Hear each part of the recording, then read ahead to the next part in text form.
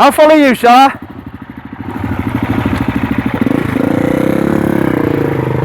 Okay, so we're just on the lanes of Leamington Spa, near Leamington Spa. I'm with my mate Craig, who's on an Husqvarna 350 Enduro, so obviously I'm not going to keep up with him. I'm on a Royal Enfield Himalayan, still on standard road tyres, standard everything really. Bike's now got 328 miles on it, just had its first service, so it's feeling a little bit better than it was. Fresh oil in it, valve check, things like that. £150 in the UK. Valve checks every 3,000 miles, so that's a little bit shorter than I think people were expecting. But from what I gather, when they did the BS3 version in India initially, they had some cylinder head issues which they had to revise for the BS4 model, and I think just to be on the cautious side they have reduced the valve check to 3,000 miles. Initially with the BS3 model, when it came out in India, it was every 6,000 miles. Hopefully once the bike's proven robust and reliable enough with the BS4 model, then they might raise that a little bit. So oil changes and filters every 6,000 miles. I'll probably look to self-service it at some point just to save money really. Happy with the bike, yep, really growing on me. I like the comfort, the performance is getting a little bit sharper now it's running. Pushing it up to about 60-62 miles an hour. For the first 200 miles I was only running it up to 50, so now up to 60, so a little bit more, and that's doing about 4,500 revs at 60 miles an hour. Rev limit is 6.5, so still got a bit to go. Engine feels a little bit tight, you know, you can feel that you'd be pushing it a bit hard if you were to push it beyond that, so I'm going to run it to about 60 for another 300 miles or so, then push a bit further. So again though, the bike in these conditions, you know, I guess these are what you call easy trails. You could do these on most bikes really, but it's happy down here. It's skipping along. Suspension copes well with a lot of these bumps, these quick succession bumps. It is quite soft suspension. I probably need to put some preload on the rear, so I need to do that. I think the American reviews, they're suggesting the suspension is a bit soft, and especially if you're a big rider, I guess it would be if you're a big guy. You know, I think if you're over 80 kilos, 90 kilos, 100 kilos, over 100 kilos, you probably are going to look at maybe putting a stiffer spring in.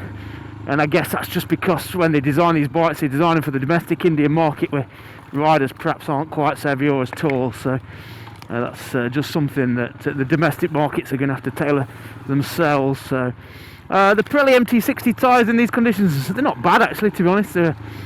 Just open my visor. They're a dual sport tyre, erring more on the side of road than off-road, so you really don't want to lean on the front in these conditions. But if you keep the bike upright and move around on top of it, you've got enough grip really. It's always the front that's going to wash out in these conditions on a slightly heavy bike like this. You know, you just push too hard into a corner or on a gradient, then it'll wash away, and that's when you end up on the deck. So it's all about keeping that front wheel in a nice upright position, not leaning on it too hard. The back can do whatever it wants really. You know, you can get that skipping around a bit at the back, but it's always the front. Everything is about the front. So if you just want to put a knobbly on the front, that would be one option.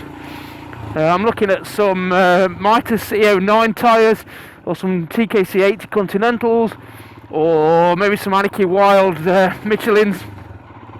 There's quite a few tyres, knobbly tyres you can get for it, and not too bad prices really.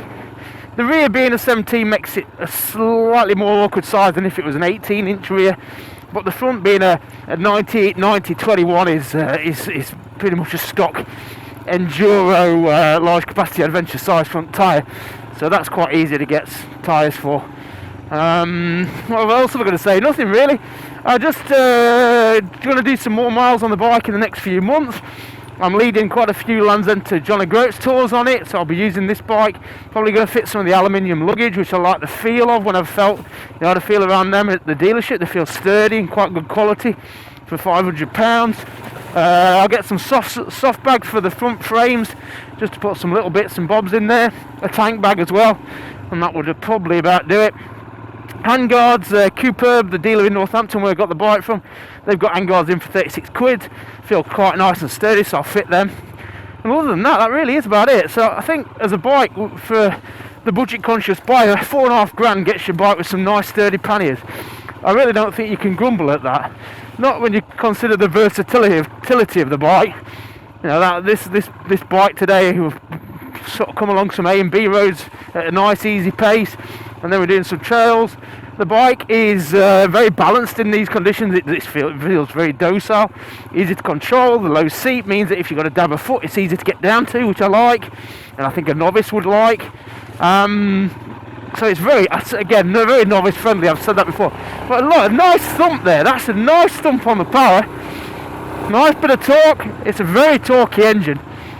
You know, I think I'll be glad when it's properly running.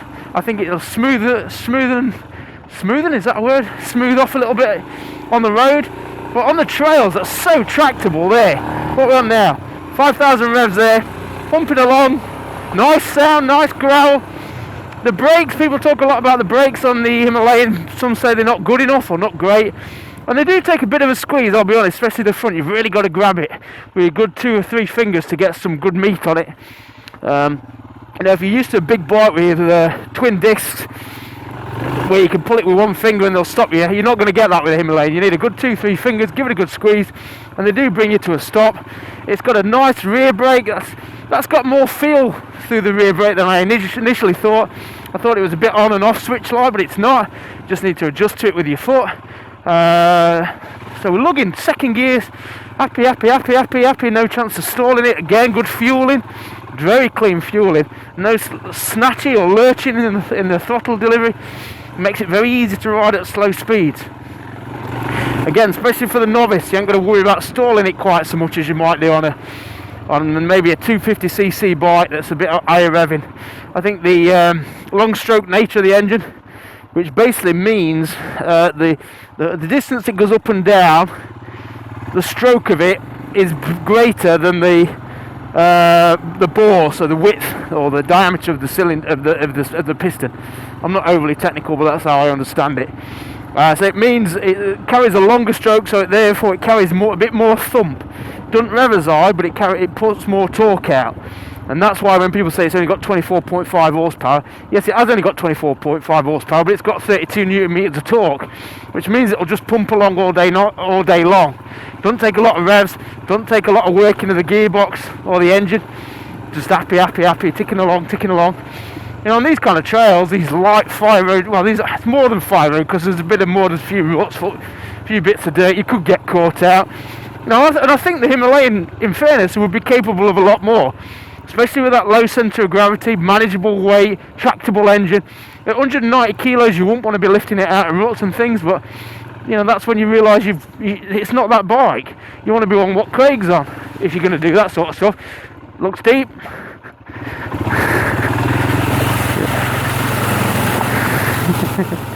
Not too bad.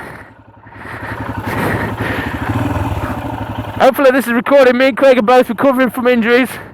My broken ankle and Craig had a bad accident. Back, leg, femur, hip, everything. So this is the bone I didn't break. The one bone he didn't break.